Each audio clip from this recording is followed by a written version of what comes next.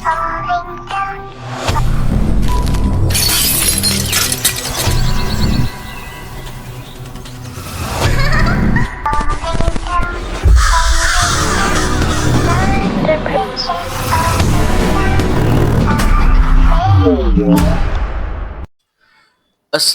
আলাইকুম, সকলকে স্বাগতম দ্য সানডে হান্ট এপিসোড 4-এ। আমাদের চ্যানেল থেকে প্রচারিত আজকের এই এপিসোডের নতুন যে ঘটনা শেয়ার করব, ঘটনাটির মুখ্য বা প্রধান বিষয় হলো একটি বাড়িকে কেন্দ্র করে ঘটনাটি ঘটে। এই ঘটনাটি শেয়ার করেছেন আমার সাথে তিথি আপু। এই তিথি আপুর সঙ্গে ঘটে যায় ঘটনা। চলুন দেরি না করে ঘটনা শুরু করি। তার পূর্বে বলতে চাই, আমাদের চ্যানেলে যারা এখন সাবস্ক্রাইব করেননি অবশ্যই সাবস্ক্রাইব করবেন এবং পাশে থাকা বেল আইকনটি ক্লিক করতে ভুলবেন না। যারা ভৌতিক কাহিনী শুনতে পছন্দ করেন তারা অবশ্যই আমাদের চ্যানেলকে অন্যদের সাথে শেয়ার করবেন এবং পাশে থাকবেন। সকলকে ধন্যবাদ।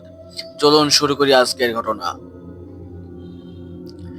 গভীর রাতে চারিদিকে ভয়ঙ্কর নিস্তব্ধতা। কদমপুর গ্রামের প্রান্তে দাঁড়িয়ে আছে শতবর্ষী একটি বাড়ি, যেটিকে সবাই বলে অভিশপ্ত। এই অভিশপ্ত বলার পেছনে বেশ কিছু কারণ আছে। তার মধ্যে অন্যতম হলো এই বাসা থেকে ভেসে আসা অতি প্রাকৃতিক বিষয়ের যেসব শব্দগুলো আমরা জানি, সেসব শব্দ। এই শব্দগুলো অতি ভয়ঙ্কর এবং মানুষের মনে এমন ভয় জাগ্রত করেছে যাতে মানুষ এই বাড়িকে অভিশপ্ত বলতে বাধ্য হয়। এই তিথি আপু একজন অনুসন্ধানী সাংবাদিক। তিনি বিভিন্ন অলৌকিক ঘটনাগুলো সত্যতা প্রমাণ করতে ভালোবাসেন এবং চেষ্টা করেন।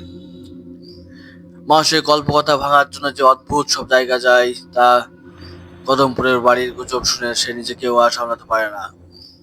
তিনি চিন্তা করেন প্রথমে এটি একটি গুজব, কিন্তু আসলে যেটি বাস্তব সেটি পরে প্রমাণিত হয়। গ্রামের বৃদ্ধ লোকজন তাকে নিষেধ করলেও সে কোনো রকম কথা না শুনে ভ্রুক্ষেপ না দিয়ে সে বাড়ির দিকে রাতে রওনা হয় এবং অনুসন্ধানের চেষ্টা করে আসলে কি আছে, কি হচ্ছে সেসব। ঝড়ের রাতে তিথি একা সে বাসায় ঢুকে পড়লো। বাতাসে একটি অদ্ভুত গন্ধ, যেন সিক্ত মাটি আর পোড়া ধূপ মিশে যায়। হাতে টর্চের আলো ঘরের দেয়ালে পড়তে পুরনো কাঠের দরজাগুলো যেন গাঢ় সুরে কেঁদে উঠল। ঘরে ঢুকেই তিথি বুঝতে পারলো কিছু একটা ঠিক নেই। ছাদের উপর থেকে যেন ভারী পায়ের আওয়াজ শোনা গেল, যেন কেউ জোরে জোরে হাঁটছে। হঠাৎ একটা ঠান্ডা বাতাস তাকে স্পর্শ করলো। সেই মুহূর্তে ঘরের দরজা পাশ থেকে পুরনো যে শব্দ, দরজা ক্যাস করে শব্দে খোলে, ঠিক তেমন। তিথি আগিয়ে গিয়ে দরজার ভেতর ঢুকলো। ঘরটি অন্ধকারে ঢাকা, তবে এক কোণে একটি বড় আয়না ঝুলছে। সে আয়নায় তার প্রতিচ্ছবির পাশে এক ছায়ামূর্তি ঝলক দেখলো। মুহূর্তের মধ্যে সে ছায়াটি তার সামনে উপস্থিত। চোখ দুটো আগুনের মতো জল জল করছে, মুখ ঝলসে যাওয়া, এক অদ্ভুত ভয়ঙ্কর প্রকৃতির। তুমি এখানে কেন এসেছো? কি চাও তুমি? এক গভীর কণ্ঠস্বর ভেসে এলো। প্রথমে তিথি ভয় পেলেও সাহস ধরে রাখে। তিথি বলে, আমি জানতে চাই আসলে এখানে কে বা কিসের জন্য এত অশরীরের ভয়ঙ্কর উপস্থিতি। জিন ধীরে ধীরে বলল, আমি এই বাড়িতে অতিথির সাক্ষী। মানুষ আমাকে বন্দি করেছে এখানে। তুমি যদি আমার সাহায্য করতে পারো তবে আমি তোমাকে আমার সব রহস্য জানাবো। তিথি কিছুটা উদ্বেগ আর আকাঙ্ক্ষা নিয়ে বলে উঠল, ঠিক আছে, আমি তোমাকে সাহায্য করবো, বলো কি সমস্যা। জিন বলল, এই বাড়িতে নিচে একটি সিন্ধুক আছে, আর এই সিন্ধুকের মধ্যে সব কালো জাদুর জিনিসপত্র দিয়ে আমাকে বন্দি রাখা হয়েছে। সেটাকে তোমাকে উদ্ধার করতে হবে, তবেই না আমি মুক্তি পাবো।